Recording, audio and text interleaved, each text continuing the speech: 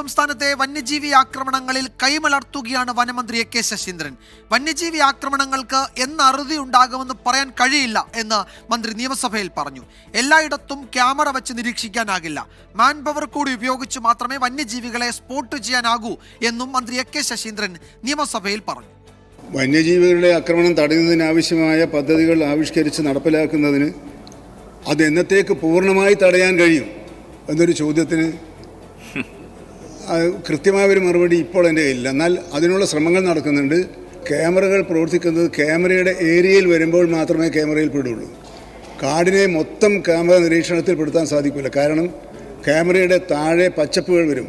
ആ പച്ചപ്പുകളും ചെറുകാടുകളുടെയും ഇടയിലാണ് ഇത്തരം വന്യമൃഗങ്ങൾ വന്നു ചേരുന്നത്. അപ്പോൾ പുൽപ്പരപ്പാണ് മിക്കവാറും ക്യാമറകളിലൂടെ കാണുന്നത്. അപ്പോൾ ഉൾക്കാടുകളിലേക്ക് കൂടി നിരീക്ഷണം നടത്താൻ കഴിയുന്ന വിധത്തിലുള്ള മാൻ പവർ കൂടി ഉപയോഗിച്ചുകൊണ്ട് മാത്രമേ അത്തരം കാര്യങ്ങൾ നിർവഹിക്കാൻ കഴിയൂ.